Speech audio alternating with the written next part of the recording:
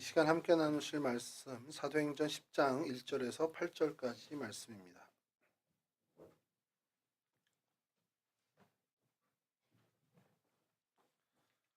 사도행전 10장 1절에서 8절까지 말씀 저랑 한 절씩 교독하도록 하겠습니다. 가이사라에 고넬료라 하는 사람이 있으니 이달리아 부데라 하는 군대의 백부장이라.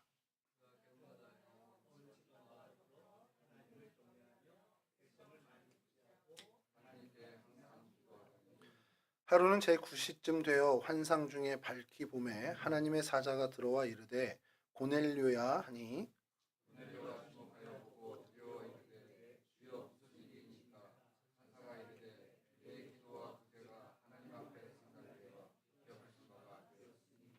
네가 지금 사람들을 욥바에 보내어 베드로라 하는 시몬을 청하라.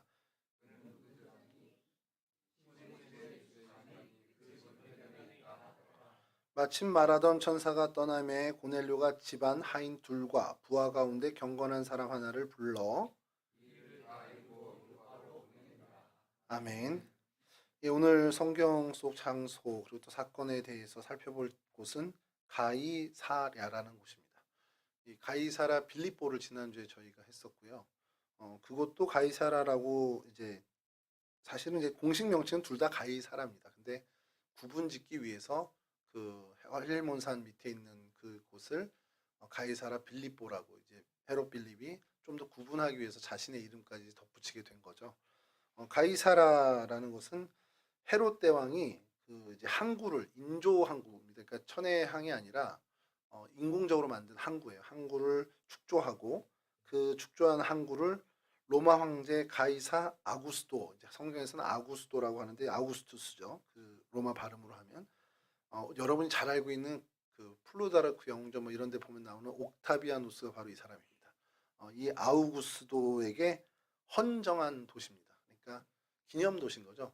알렉산드리아라고 저희가 세계사 때 배웠던 그 이집트에 있는 알렉산드리아가 알렉산더 왕을 기념하기 위한 도시잖아요. 그렇게 이름 붙인 것처럼 이 옥타비아누스, 이 아우구스도를 기념하기 위해서 건설한 도시가 바로 이 가이사라입니다. 그리고 가이사라 빌립보 역시도 같은 개념입니다. 지난주에 말씀드렸지만 그런 가이사라라는 이제 황제 이름을 붙일 수 있는 도시는 일정 규모 이상이 되어야 한다는 조건이 있고요. 또 하나는 황제를 섬기는 신전이 중심이든 언덕 위이든 높은 곳이든 가운데든 있어야 된다라는 것. 그것이 이제 그 전제 조건이 됩니다. 그리고 거기에 뭐 이건 필수 조건은 아니었다고 이제 전승에 내려오긴 하는데 로마의 군이 주둔을 하는 경우가 좀 있다고 해요. 그래서 이 가이사라 역시도 군대가 주둔하고 있었고 오늘 본문에 있는 이 고넬료 역시도 100명의 수장이 되는 군인 중에 한 명이었습니다. 이 도시의 별명이 또 하나 있는 것에 스트라토의 망대라는 그 망루죠. 이 망루라는 별명이 붙었는데 그 이유를 보니까 이 도시가 이 가이사라로 이제 축조되기 전에 기초를 건설했던 게 시돈 왕 이제 스트라토라는 사람이 이곳을 이제 사실은 점지하고 이제 뭔가 도시 건설하려고 기초를 쌓았던 그런 일이 있었다는 겁니다. 그래서 그 도시 이름을 그냥 스트라토 망대라고도 불리고 했고요. 근데 이제 그보다 더 많이 불리게 된 것이 이 가이사라 이 도시의 이름입니다. 아우구스투스가 이 땅을 하사했다. 그러니까 이 유대의 어떤 통치령을 준 거잖아요. 이 헤롯이 사실은 이방인이었는데 이 어떤 왕으로 세워졌으니 그 고마움이 있었던 겁니다. 그래서 이 팔레스틴 땅을 이 로마 황제가 나에게 주었어. 우리 가문에게 주었어. 대헤롯 이제 밑에 아들이니까 그런 감사한 마음을 담아서 그 사실을 기념하기 위해 이 가이사라라는 이름을 붙였다라는 겁니다. 그러니까 사실은 굉장히 뭐 유대 역사에 그렇게 좋은 어떤 의미 있는 일은 분명히 아닙니다. 그래서 식민지 어떤 그런 식민지 지배에 대한 우리로 치면 약간 친일 행적 같은 이제 느낌이 되는 거죠. 그래서 이 위치가 어디냐 보면 이제 지도를 좀 볼 텐데요. 좀 먼저 지도를 좀 띄워주시면 조금 글씨가 작아서 그런데 지중해라고 써 있는데 오른쪽으로 하면 약간 아래 가이사라라고 있습니다. 보이시나요? 그 위로는 뭐 하이파도 보이고 밑으로는 텔아비브 오늘날의 이제 행정적 수도인데 거기도 보이고요. 그래서 여러분들이 좀 보셔야 할 것은 그 위쪽에 갈릴리 호수하고 아래쪽에 사해, 그 염해 바다, 그 위쪽 그러니까 갈릴리 쪽에 오히려 가까운 지중해 연안에 있었다라는 것. 지중해 연안에 있을 수밖에 없는 게 해상무역이나 이런 육로보다는 해로를 많이 이제 선호하다 보니까 로마에서도 해로를 통해서 많이 이쪽으로 오게 되고요. 그래서 그런 어떤 해양 도시, 그러니까 항구였다라는 것. 이 지도가 이제 성경이나 이런 데 찾아보면 자주 나타나는 지도이긴 한데요.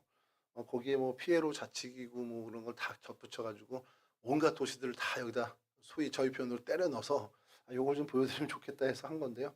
한번 이제 보시면 뭐 무기또도 있고 수넴도 있고 뭐 티베리아 뭐 가버나움 뭐 고라신 다 그 동네가 어디 있는지 위치를 좀 찾기 쉬운 지도입니다. 그래서 요거 이제 다음 지도를 보시면 이제 구글에서 이제 찾은 지도인데 가이샤라 국립공원이라고 돼 있잖아요. 여기가 국립공원 내셔널 파크입니다. 지금 실제로 그렇게 하고 있고, 그러니까 저는 이제 이거 지명하면서도 그냥 드는 생각이 야, 유대인들이 돈 버는 데는 정말 잘하는구나 이런 생각이 들었어요.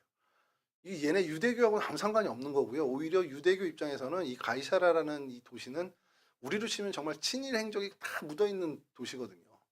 근데 세계적인 종교가 됐잖아요, 기독교가. 얘네들 입장에서 보면 유대교보다 훨씬 더 세계적인 종교다니까 정말 많은 사람이 온단 말이에요. 그 고넬료라는 이름은 이스라엘 사람도 아닌데 그 사람이 살았던 도시래 이러면서 오는데 그런 사람들의 어떤 주머니를 털기 위해서 턴다는 표현은 그렇지만 엄청나게 잘 해놓은 겁니다. 이따 사진 좀 보시겠지만 그 동네를 관광지로 정말 잘 개발을 한 겁니다. 그래서 이렇게 국립공원화까지 또 해놨고요. 다음 사진을 보시면 이제 위치 요 같은 사진인데 이제 도로망들 그래서 좀 돼 있습니다. 이 다음 사진이 좀 중요한데 이게 뭐 같습니까, 여러분? 예, 하여간 뭔가 건축물인데 이쪽은 허물어졌죠. 그리고 저쪽은 누가 봐도 보수를 한 겁니다. 그렇게 안 보이세요? 전 보자마자 야 이거 무너진 거에다가 잘 정말 보수 잘해가지고 옛날 원형이 이랬다라는 거 보여주려고 한 거구나. 여기 유적들이 많이 있는데요. 뭐 아까 말씀드린 것처럼 이 가이사라 동네에 뭐 최초 건설자가 뭐 그 시돈왕부터 시작해가지고 베니게인이라는 사람들이 거주를 했던 동네랍니다. 그러니까 이스라엘 민족들과 이렇게 뒤섞여 살았겠죠. 그리고 이 뭐 위치는 말씀드린 것처럼 아까 지중해 연안에 있었고 뭐 건설 이유는 로마 황제에게 우리 표현으로 알랑방구 끼기 위해서 한 거고 그러니까 그거는 뭐 명백한 사실이고요. 근데 이 유적들이 이제 발견되면서 봤더니 이 방파제도 원래 있었고 다 한데 이게 침식을 많이 당한 거예요. 그러니까 이게 원래 있던 항구가 아니고 인조를 어떻게 보면 인공적인 항구를 만들다 보니까 이게 좀 이제 훼손이 좀 천혜의 항보다는 또 많이 훼손이 된 거죠. 제가 이거를 좀 공감하는 것이 예전에 그 강원도에 도계라는 데가 있습니다. 태백 옆에 도계라는 데가 있는데 그 도계 감리교회가 좀 그 지역에서 그래도 좀 예쁜 건축물로 유명해요. 근데 그 예배당이 예쁘게 된 이유가 강원도에 한창 큰 수해가 한 번 있었습니다. 제가 미아동 하여간 좀 한 10여 년 더 전에 그 수해가 이제 강물이 넘쳐서 이 교회가 완전히 다 잠겨서 끝난 거예요. 예배당을 이제 뭐 몇몇 교회들이 지어주고 또 거기가 제가 이제 그 신무하던 그 백왕교회에 그때 당시 담임 목사님 황방남 목사님이 고향이 도계라 거기에 애착이 많으셔가지고 도계 감리교회 이제 예배당을 예쁘게 지었습니다. 근데 그 수해 때문에 저희가 이제 청년부들을 이끌고 가서 이제 이제 농촌 봉사활동을 하면서 이제 들은 얘기가 그 치수 사업을 한다고 저기 태백산 아래서부터 내려오는 그 물길을 일자로 이렇게 잡은 거예요. 잡아서 좀 폭도 넓히고 깊이도 해가지고 했는데 그 수해가 났는데 넘쳐난 사진을 찍은 게 그 치수 사업 전에 물길 그대로 물길이 나온 겁니다. 굽이굽이 쳐서. 그러니까 이제 이 태백시에서 다시 그 치수 사업을 이제 다시 복구할 때 그 물길 따라서 이렇게 뚝을 만든 그런 일이 있었거든요. 제가 이렇게 보니까 인공적으로 이렇게 한 게 결국엔 해안가를 여기도 또 어떤 개간 사업을 통해서 해서 이제 인공 구조물 놓고 했는데 이 자연이 수천 년 동안 거의 내려온 그 거잖아요. 그러니까 그 해안선이 다시 예전으로 복구가 되는 겁니다. 그러니까 해안선 너머에 지어놨던 인공물들이 다 침식이 돼버린 거예요. 그래서 남은 것만 지금 유적으로 보고 있다라는 겁니다. 그런 어떤 동네예요. 그런데 이 도시의 위용을 자랑하기 위해서 로마가 그 잘하는 거 있잖아요. 콜로세움 혹시 들어보셨습니까?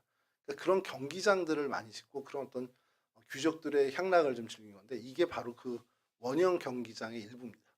다음 사진 보여주시면 이게 반대쪽에서 찍은 거죠.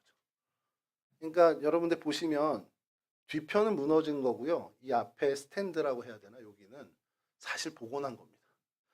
그리고 그 다음 사진은 아까 말씀드렸던 해안가에 있는 구조물들이 다 이제 침식되고 뭐 기둥만 남게 되는 그런 것들을 그래도 재건해서 관광지화한 그런 해안 침식 지역이고, 다시 경기장으로 돌아가서 다음 사진, 이렇게 입장해서 구경할 수 있게. 그래서 이 안에 사진을 좀 보고 싶다고 해서 계속 구글링을 했는데 찾았습니다. 정말 귀하게 찾았습니다. 그래서 관광객들이 들어가서 이렇게 볼 수가 있대요. 근데 이제 누가 봐도 저 의자는 뭐 공연을 위해서 갖다 놓은 의자고, 바닥은 그때 당시의 바닥인데 이제 복원을 어느 정도 한 거고. 이 정도로 이제 관광객 유치의 진심인 이 나라를 좀 보게 된 겁니다. 그 다음 사진을 보여주시면, 이 사진은 여러분 좀 기억을 해주셔야 되는 게, 위에가 우리가 오늘 살필 가이사르 국립공원입니다. 그리고 아래는 야파라고 되어 있는데, 추리해 보시죠. 야파가 어딜까요? 성경에. 담임 목사님 말씀하시면 반칙이고요. 세준이가 뭐 알 것 같아. 몰라? 아파요? 예. 오늘 본문을 좀 읽어보신 분들은 하겠구나. 욥바입니다. 욥바. 욥바인데 여기엔 잘 안 나왔는데 이 야파가 어디냐면 현재 이스라엘의 행정적 수도죠. 테라비브와 붙어 있어요. 그 안에 있다고 보시면 됩니다. 그래서 그 가이사라까지 1시간 42분 나온답니다. 이거는 뭐 정확한 건 아니고 제가 가본 건 아니고 구글에서 경로 검색을 하면 이렇게 1시간 42분 정도 나오는. 그래서 키로수는 62.8km 차로 이렇게 떨어져 있다고 해요. 그러니까 먼 거리는 아니죠. 사실 어떻게 보면 되게 멀어. 뭐 여기서 한 천안 정도 가는 정도 될까요? 이 정도면? 저는 대전도 갑니다. 1시간 42분이면. 근데 보통 한 천안은 가시겠죠? 이렇게 뭐 대중교통을 하면 2시간 정도 얘기 나오는 이런 이제 가까운 곳에 있습니다. 그리고 요바는 다시 오늘 말씀을 나눈 중에 나오겠지만 베드로가 현재 이 고넬료가 환상을 보던 이 시점에 베드로가 머물고 있던 동네가 또 요바입니다. 그래서 거기에 하인과 경건한 사람을 보내서 베드로를 초청하게 되는 그런 사건이 오늘 본문인데, 이렇게 이 도시 가이사라가 말씀드린 것처럼 뭐 침식되어 있는 많은 인공 구조물들도 보이고 또 수도 시설도 잘 돼 있던 도시니까 거대 도시였던 건 맞습니다. 그리고 많은 어떤 구조물들 그리고 건축물들이 많았던 유적들이 여전히 있고요. 그리고 말씀드렸지만 저게 아까 말씀드린 경기장이 길이가 한 300m, 폭이 한 90 정도 되니까 축구장 이상은 되는 거죠. 축구장보다는 큰 거죠. 그러니까 저희 그 경기장만 치면 이 스탠드 빼고 그 정도면은 300m에 90 정도에 되는 경우 축구장보다 확실히 큰 경기장이었다라는 거. 그러니까 그 정도로 규인데 추정해 본 게 몇 석 정도 될까 저기가. 오늘날로 치면 사람들이 안 되면 몇 석 정도 될까. 여러분 고척돔이 몇 석입니까? 야구 좋아하시는 분들 아실 텐데. 고척돔 16,000석. 이거 제가 이거 알고 있으면 안 되는데 목사가 성경을 많이 알아야 되는데. 잠실 야구장은요? 사면 안 됩니다. 요번에 그 좌석을 좀 해가지고요. 이게 3만 석을 해놨던 처음에 지었는데 좌석이 불편하니까 다 개량 사업했어요. 그래서 뭐 테이블석도 만들고 막 이러면서 확 줄었습니다. 그래서 최강야구 보시면 아시겠지만 24,000석입니다. 24,000석, 16,000석. 그럼 이거는 몇 석 정도 될 것 같아요? 추정하기는 3만 석입니다. 어마어마한 거죠. 그러니까 굉장히 큰 규모인데 이제 그런 유적들을 이제 티켓 팔고 관광하고 이스라엘은 돈 벌고 이제 그런 상황이 이제 된 겁니다. 그리고 거기에 하나 이제 특이한 것이 여기 사진을 도저히 구하다 못 구했는데 본디오 빌라도에 관한 내용이 담긴 돌판이 발견됐대요. 이 지역에서. 그러니까 빌라도가 이곳을 뭐 치리한 건 아니지만 그래도 오고 간 어떤 흔적들이 있는데 그때 당시 그 돌판에 되게 상세하게 기록된 것 중에 하나가 예수에 대한 생각이었다는 겁니다. 예수를 재판한 이유 아마 기록된 거겠죠.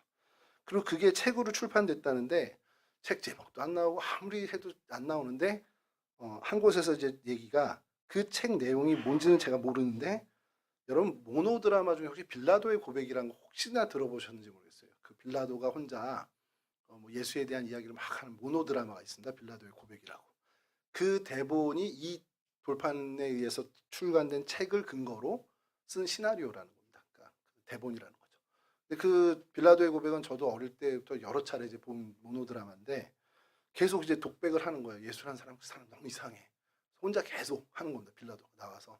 그러면서 그 내적 갈등들 막 얘기해. 나는 안 하려고 그랬는데 이 민심이 동요해서 나 어쩔 수 없었어. 뭐 이런 이제 고백들도 막 나오거든요. 그런 내용들이 이 돌판에 있었다라는 게 이 가이사라에서 발견됐다라는 게 역사적으로 굉장히 중요한 유물 중에 하나라는 겁니다. 그리고 이 도시가 굉장히 커져서 지금 현재 있는 유적보다는 비잔틴 시대는 대략 한 8배 정도 더 컸을 거로 추정하고요. 헤롯 시기, 그러니까 황제에게 헌정한 그 시기에는 지금 유적의 요 부분에 한 3배 정도는 더 크지 않았겠냐라는 것이 역사학자들의 이제 추정입니다. 자, 뭐 기독교 역사에도 이 가이사라는 조금 등장하는데 뭐 오리겐, 뭐 팜플리우스가 활동했다 이런 건 저희도 잘 모르니까 그런데 여러분 한두 번은 들어보셨을 기독교 역사에 굉장히 중요한 자료를 남긴 요세푸스라는 사람이 있습니다. 요세푸스의 역사서는 이제 뭐 세준이 형제 학교 다니면서 엄청 이제 계속 들을 텐데 이 요세푸스가 이곳에서 이 팔레스틴에 있을 때 이곳에서 활동 중심지로 놓고 이곳에서 그 역사 기술을 했다라는 것은 이제 드러난 사실이고요. 이 도시 안에는 다양한 인종이 있었던 것으로 추정이 되고 인구의 규모 역시도 5만 이상이 살았던 것으로 추정을 하고 있습니다. 뭐 이방인들이 주로 있었고 유대인들도 있었는데 뭐 뒤섞여 살았지만 주로 이방인들이 더 많았던 도시라고 이야기하는데 이 도시의 역사적으로 또 좀 중요한 일의 하나가 여러분들 유대 전쟁 있잖아요. 로마와 마지막 이제 항전을 했던 어떻게 보면 주후 66년경에 있었던 유대 전쟁의 발화점이 바로 이 도시였다라는 겁니다. 이곳에서 유대인들과 이 로마의 어떤 유대인의 폭동이 시작으로 해서 유대 전쟁이 시작됐다라는 것이 이 도시가 갖는 좀 어느 정도의 의미가 있는 그런 사건이고요. 십자군에 의해서 1265년에 잠깐 탈환이 돼서 어떻게 보면 아랍 세력의 치하에 어떻게 보면 벗어나기도 했는데 이제 곧 다시 아랍인들이 다시 지배하게 됐고요. 그래서 오늘날까지 이렇게 오게 됐고 지금은 어쨌든 이스라엘 국가의 통치를 받고 있는 이스라엘 땅이 됐습니다. 물론 이제 아랍인들, 팔레스틴인들도 살고 있어요. 지금 살고 있지만 여전히 어쨌든 이스라엘의 통치를 받는 이스라엘의 땅이 되었습니다. 성경에서 그러면 이 가이사라에 대해서 어떻게 언급하는지를 좀 저희가 살펴봐야 될 텐데 사도행전 8장 40절을 좀 보시면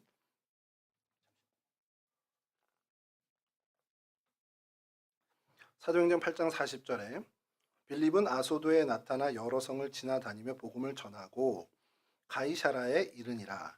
그러니까 빌립이 거주한 동네로 성경에 이제 등장을 합니다. 사도행전 8장에 이렇게 등장하고요. 그리고 오늘 본문 사도행전 10장에 로마 백부장 이 고넬료가 거기에 거주하면서 회심하게 되는 사건을 성경에서도 언급하죠. 그리고 특이한 것이 사도행전 12장에 이곳에서 일어났던 한 사건을 또 기술하고 있는데요. 사도행전 12장 19절에서 23절입니다. 이거 좀 읽어드릴게요. 헤롯이 그를 찾아도 보지 못하며 파수꾼들을 신문하고 죽이라 명하니라. 헤롯이 유대를 떠나 가이사라로 내려가서 머무니라. 헤롯이 두로와 시돈 사람들을 대단히 노여워하니 그들의 지방이 왕국에서 나는 양식을 먹는 까닭에 한 마음으로 그에게 나아와 왕의 침소 맡은 신하 블라스도를 설득하여 화목하기를 청한지라. 헤롯이 나를 택하여 왕복을 입고 단상에 앉아 백성에게 연설하니 백성들이 크게 부르되 이것은 신의 소리요 사람의 소리가 아니라 하거늘 헤롯이 영광을 하나님께 돌리지 아니하므로 주의 사자가 고치니 벌레에게 먹혀 죽으니라. 헤롯이 이곳을 찾아가서 말 그대로 정말 차려입고 단상에 앉아서 백성들한테 연설을 했습니다. 근데 이 아부하는 사람들이 없겠죠. 이제 아부하는 사람들이 백성들이 왕의 소리를 듣고는 와 이거는 뭐 이게 사람의 소리야 이건 하나님의 소리지 이러면서 완전히 헤롯을 이제 추앙한 거죠. 요즘 드라마에서 나를 추앙해요 뭐 이렇게 하는 것처럼 온통 추앙을 한 겁니다. 그때 여러분 우리가 참 우리의 자세를 가다듬어야 하는 것이 그런 칭찬들과 칭송하는 소리가 들렸을 때 이거 아니다라고 이건 내공이 아니다. 난 이런 칭찬을 받기엔 부족하다. 이런 실제의 마음을 갖고 있어야 되는데 오늘 23절에 헤롯의 영광이 하나님께 돌리지 아니하므로 하나님이 받으실 영광 그것을 가로챘다라는 표현은 그렇지만 그냥 나는 아무 생각 없이 그냥 내가 받았다. 이게 별거 아닌 죄 같은데 벌레 먹혀 죽었다라는 겁니다. 뭐 개역 한글에서는 충이 먹어 죽었다라고 표현이 되어 있는데 벌레 먹혀 죽은 게 도대체 뭘까? 저는 굉장히 이제 궁금하기도 해요. 그런데 뭐 주석을 찾아보면 결국에는 이제 뭐 염증 뭐 이런 걸로 이제 생각을 하는 이제 학자들도 많이 있는데 여하튼 주의 사자가 벌레에 쳐서 벌레에 먹혀 죽게 된 굉장히 비참한 최후를 맞게 했다. 근데 그 이유가 하나님이 받으셔야 할 영광을 하나님께 돌리지 않았다. 그 하나라는 겁니다. 굉장히 저희들에게 굉장히 중요한 어떤 교훈이나 깨달음을 주는 부분이죠. 그래서 사실 오늘 이 사건을 좀 해볼까 했는데 이 사건은 너무 일찍 끝날 것 같아가지고 그건 안 될 것 같아서 그냥 고넬료 사건을 저희가 살펴볼 텐데 또 성경에 또 등장하는 것은 바울이 도피하다. 그러니까 그 회심한 바울이 이제 고향 다소로 이제 도피를 하는데 그 과정에 이 도시를 들린 기사가 납니다. 사도행전 9장 30절인데요. 형제들이 알고 가이사라로 데리고 내려가서 다소로 보냅니다. 그러니까 바울이 위험하다라는 생각으로 가이사르까지 같이 가고 거기서 이제 다소로 고향 땅 다소로 보내는 그런 기사에 이 가이사라가 한번 언급이 됩니다. 뭐 그 이후에도 많습니다. 사도행전 18장에는 2차, 3차 선교여행 끝내고 팔레스틴으로 돌아올 때 이 항구를 이용했던 그 바울의 이야기가 나오고요. 또 로마 호송되기 2년 전 2년 동안에 3차 여행 다녀온 후에 예루살렘에서 체포가 되잖아요. 거기 잠깐 감금돼 있다가 이제 아그리파 앞에 이제 가서 변론하고자 로마로 압송되기 전 2년 동안 이 가이사라 항구에서 기다렸다 출항하게 되는 것이 사도행전 23장에도 또 기록이 되어 있습니다. 그러니까 이렇게 이제 가이사라가 신약 성경에 한정되어 있지만 그래서 등장하는 일들이 있고 그 안에서 벌어진 사건들이 좀 있는데 그 여러 사건들 중에 저희가 오늘 좀 살펴볼 사건은 우리가 너무도 잘 알고 익숙했던 일, 바로 이제 고넬료 회심 사건입니다. 이 고넬료 회심 사건은 어떤 각도에서 바라보느냐, 어떤 시선으로 바라보느냐에 따라서 참 많은 저희들에게 교훈을 주는, 우리가 교훈을 얻을 수 있는 사건인데요. 이 부분에 대해서 이제 좀 말씀을 준 경우 제가 성경 인물 이야기할 때도 고넬료에 대해서도 한번 같이 말씀을 나눈 적도 있는데 이 부분이 좀 의미 있겠다 싶어서 여기를 좀 잡았어요. 그러면서 이제 말씀을 준비하다가 어느 재밌는 예화를 하나 찾았는데 천국 가면은 딱 3번 놀란답니다. 그래서 제가 그 타이틀을 보고 이거 도대체 뭐지? 하고서 궁금해서 들어가 본 거예요. 펼쳐봤는데 제일 먼저 놀라는 게 저 사람이 왔어? 그러면 안 되는데 진짜. 어떻게 저 사람이 와 있어? 이걸로 놀란다는 거예요. 그러니까 이거 딱 이렇게 말씀드렸더니 생각나는 사람 있으시죠? 그 사람 오십니다. 그분은 분명히 천국에 오십니다. 그러니까 그 사람이 왔어? 이 놀랐는데 김집사 이렇게 생각하실 텐데 분명히 그분 천국에 가실 거예요. 근데 두 번째 놀라운 건 그분이 안 왔어? 생각하시는 그분 오시기를 기도하시기 바랍니다. 두 번째 놀라는 게 그분이 안 왔어? 야, 딴 사람보다도 어떻게 그분이 안 와? 이렇게 되는 거죠. 저도 떠오르는 분이 있었거든요. 큰 교회를 하시는 분인데 얼마 전 돌아가신. 그분은 설마 있을까 이런 생각인데 갔는데 없으면 속으로 혼자 좋아할 수도 있어요. 저는. 근데 그분이 안 왔어? 이러면서 이런 생각을 할 수도 있고요. 세 번째로 놀라는 게 뭐냐면 내가 와 있네.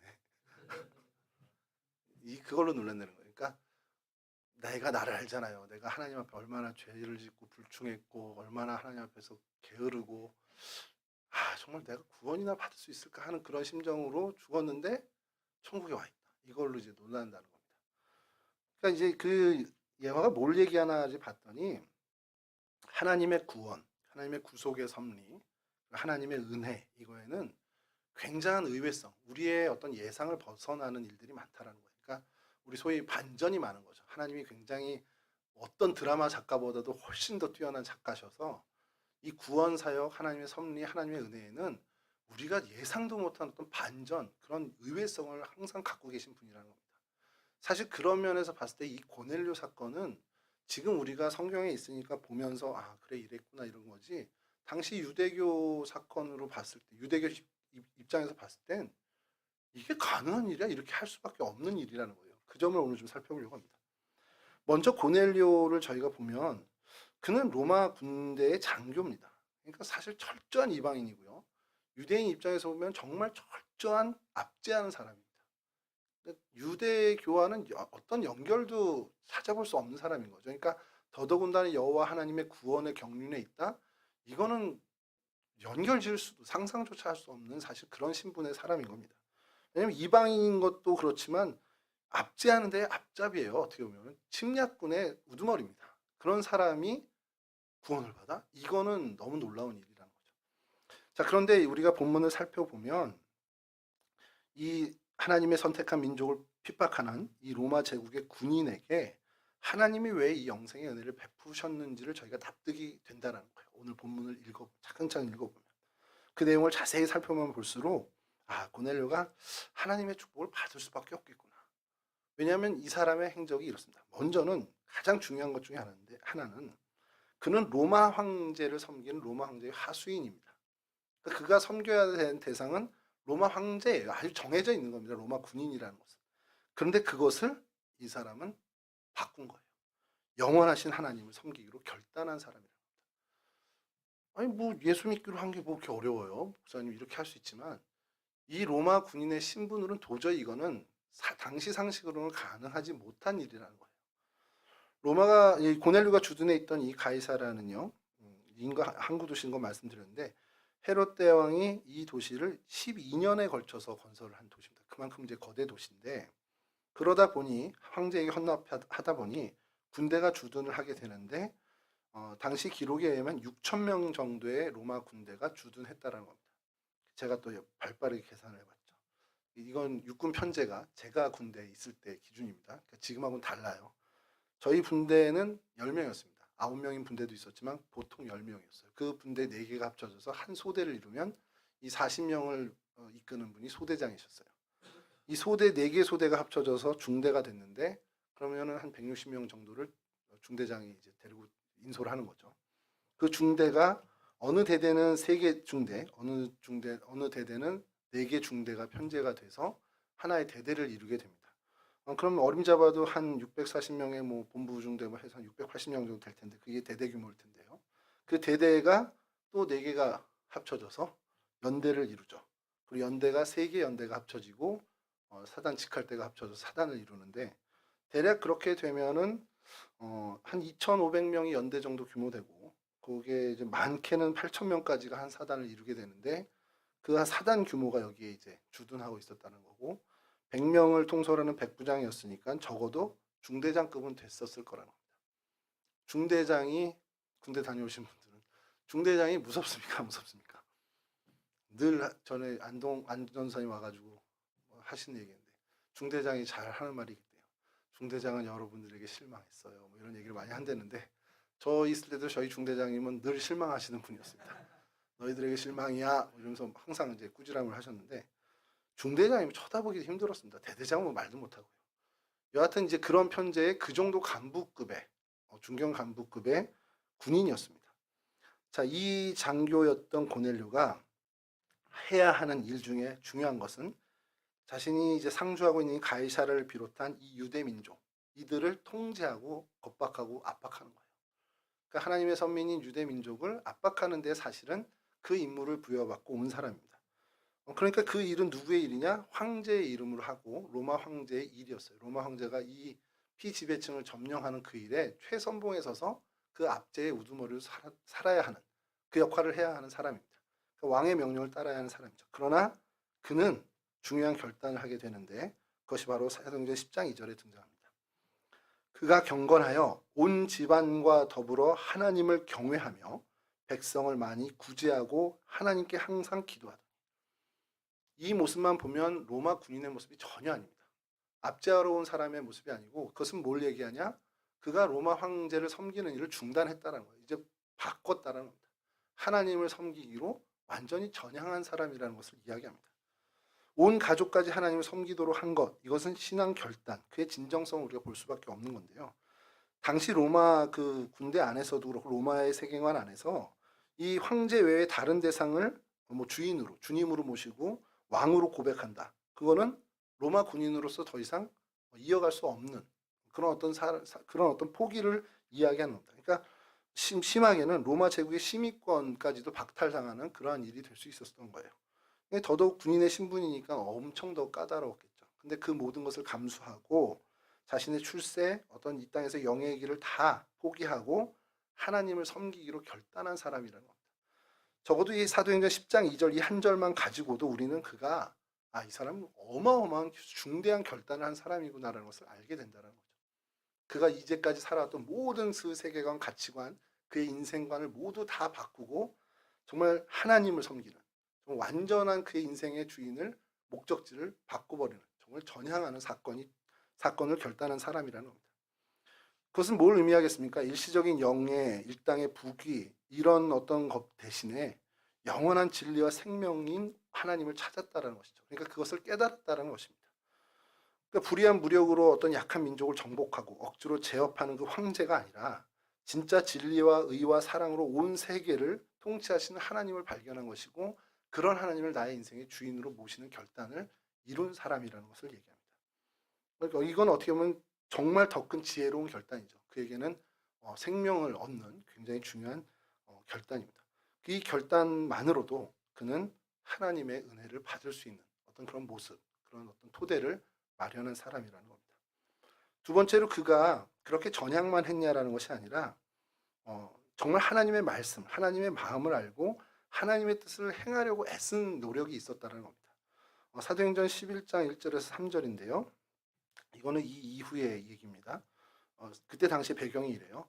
유대에 있는 사도들과 형제들이 이방인들도 하나님의 말씀을 받았다 함을 들었더니 베드로가 예루살렘에 올라갔을 때에 할례자들이 비난하여 이르되 네가 무할례자의 집에 들어가 함께 먹었다 하니.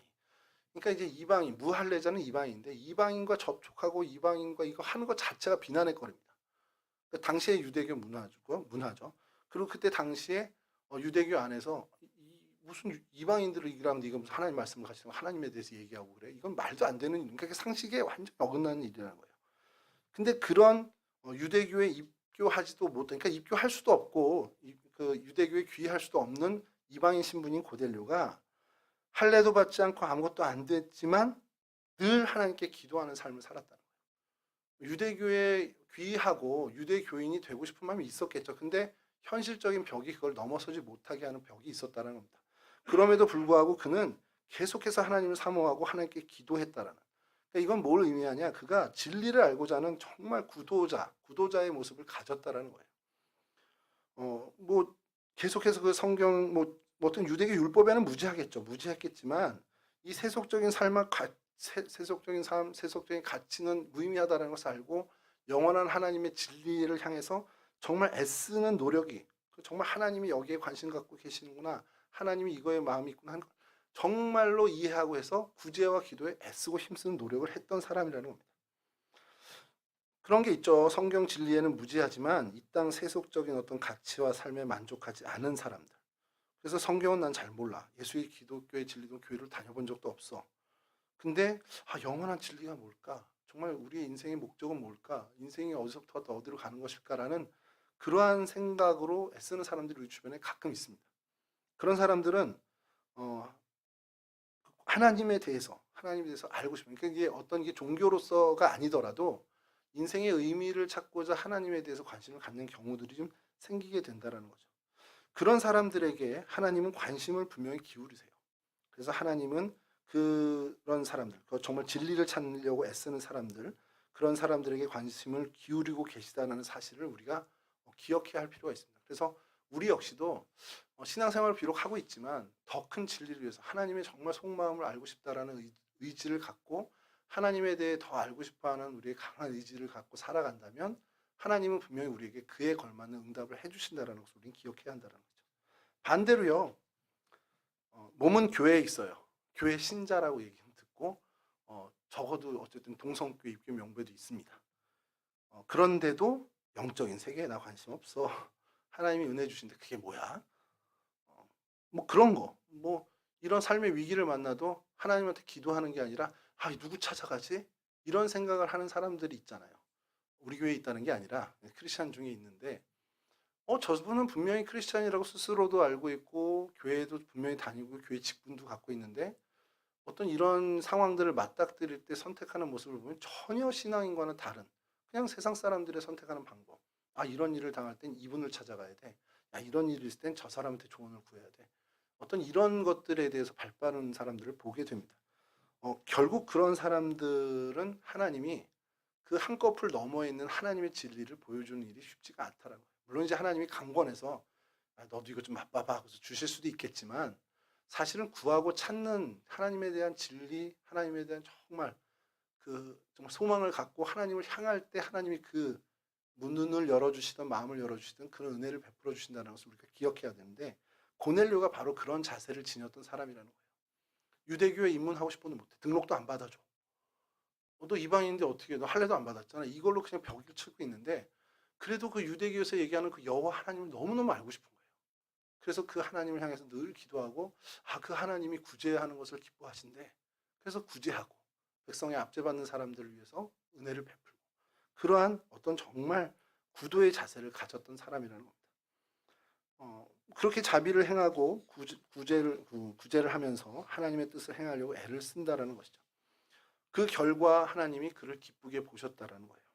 뭐냐면 사도행전 10장 4절입니다. 여기 좀 띄워주시면 자, 그가 그렇게 하나님을 향해서 열심을 갖고 그 마음을 특심한 마음을 품었어요. 그랬더니 사도행전 10장 4절이 이렇습니다. 고넬료가 주목하여 보고 두려워 이르되 주여 무슨 일이니까 잘 들으십시오. 천사가 이르되 네 기도와 구제가 하나님 앞에 상달되어 기억하신 바가 되었으니. 좀 놀랍지 않으세요? 우리도 많이 기도하는데 왜 천사가 나서서 이런 얘기를 안 해주지? 어쨌든 적어도 성경에선 이 고넬료의 기도와 구제가 하나님 앞에까지 상달된 기도와 구제였다라는 걸 얘기합니다. 그러니까 얼만큼 그 안에 정성이 담겨 있고 진심이 담겨 있을까라는 걸 저희가 상상해 보는 거죠. 근데 그는 이방인이었다라는 거예요. 이방인이었음에도 불구하고 유대교를 알지도 못한 사람, 어려서부터 유대교 안에서 율법을 뭐 메주라를 메고서 쉐마를 외우고 그런 게 아니라 점령지인 유대에 왔는데 그들의 일상을 보면서 하나님을 발견하게 되고 하나님에 대한 호기심과 특심한 마음을 갖게 되고 여러분 그런데 아주 태생부터 이 사람은 저 밖에 있는 사람인데 어떻게든 막 그렇게 들어와가지고 이렇게 하나님 하는데 하나님이 그 사람을 주목을 어떻게 안 하냐는 거예요. 그래서 하나님이 그를 주목하고 사실은 구원의 은혜를 허락해 주셨다는 겁니다. 여러분 이 고넬료 당시 유대인들이 이제 그 뭐라 그래야 되죠? 그러니까 이방인들을 경멸하는 거 말고 또 하나 저희가 염두에 둬야 하는 것이 뭐냐면 베드로를 찾아가라고 하잖아요.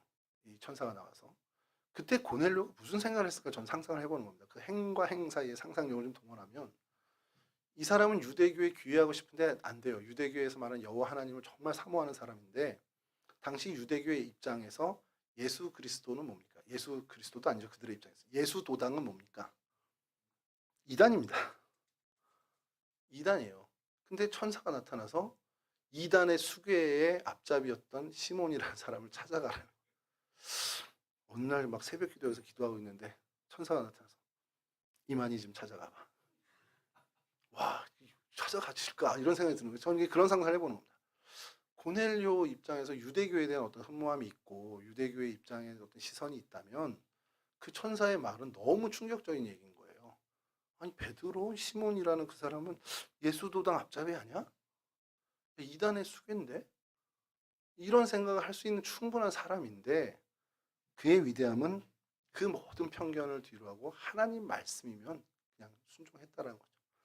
그래서 거기서 조금 제가 이 고넬료가 들었던 이야기가 이 사람이 만약에 유대교를 어느 정도 그래도 좀 이해하고 있었다면 그 천사의 내용이 아까 말씀드린 이단의 어떤 수계를 찾아가는 거 말고도 또 거부할 만한 것들이 있는 게 요바에 있는 무두장이죠. 이제 피장이라고 개혁한 거는데 무두장이 시몬의 집에 있다라고 얘기를 해요.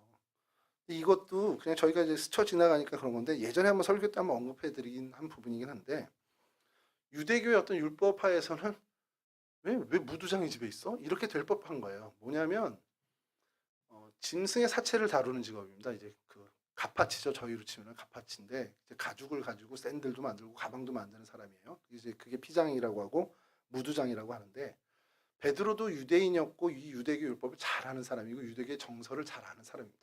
근데 그가 굳이 요바에서 다른 사람의 집이 아닌 이 무두장이 시몬의 집에 유한 이유가 뭘까?